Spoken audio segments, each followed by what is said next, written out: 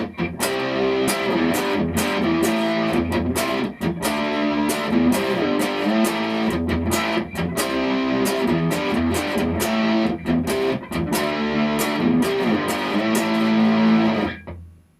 Paul Clef here from GuitarLessonsForBeginnersOnline.net.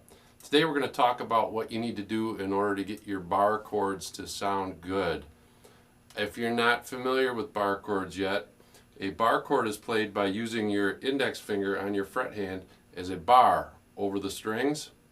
It acts kind of like the nut does right here. So you end up covering the strings with your first finger and then fingering the chord above it. Just like that. Most beginning guitar players struggle greatly with bar chords, and I did too in the beginning. The biggest struggle is they try to brute force it by using as much pinching pressure as possible, just trying to clamp down, and this is ineffective because your arm gets tired in a hurry. You run out of gas in a hurry, and it's really difficult to get your chords to sound clean. It's difficult to move your hands so that you can move the bar chord to different places. So today we're going to look at a solution that eliminates the brute force bar chord method that most of us have struggled with at one time or another. The key to getting your bar chords to sound good is really in the position of your thumb in your fret hand. What we need to do here is look at it from this type of an angle. Now, in order to avoid the brute force method, you want to have your thumb kind of centered on the guitar neck. Now notice where the thumb is in relation to my first finger. I want to make sure that my thumb is closer to the guitar body than my index finger. If I get over here, this is the problem that beginners have. Because now I'm left with nothing but the pinch and trying to just clamp down as hard as I possibly can. And when you're in this position, it's difficult to move the rest of your fingers.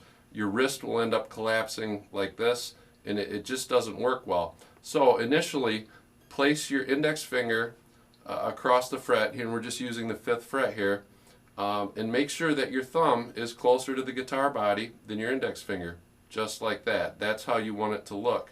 Now I can use a twisting pressure with my wrist in order to hold that bar down. I'm using the bigger muscles in my forearm rather than the smaller weak muscles in my hand. This gets us in a good position to get the bar chord to sound. Now you're going to notice that you're going to end up playing more on the side of your index finger, and it's okay to curve that a little bit. So when you do have your thumb in the proper position, it's hard to keep your first finger flat. We don't want that. We want to play a little bit on the side. So this is the position that we want to get in. Now you can feel that twisting motion that locks that bar into place. Once you've got the thumb into the correct position, you can finger your bar chord. Now today we're just going to use a simple 6th string root major chord just like this. So we've got our hand in the correct position, our thumb is in the correct position. We're using the twisting pressure in our wrist in order to hold the bar down. So once we're in that position, now we can finger the chord. Notice how I've got the curve in my index finger and how I'm kind of playing on the side of it.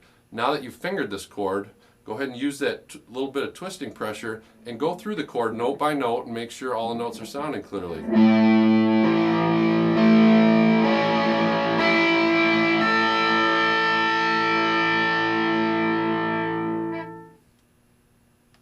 So now we want to practice moving this chord around, and you can just pick different frets to go to. I'm going to play at the 5th fret, then I'm going to slide up to the 8th fret, and then I'm going to slide down to the 3rd and back up to the 5th, and just give it one strum on each fret. Then the 8th, and then the 3rd,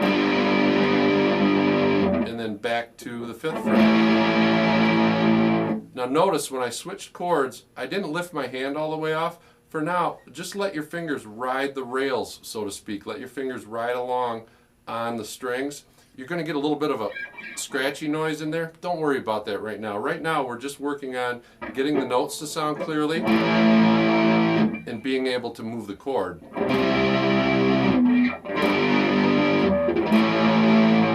The most important thing to remember is that when you look down at your guitar neck, you want to see your thumb down in the center of the neck and closer to the guitar body. This is where my thumb is. Here's where my index finger is.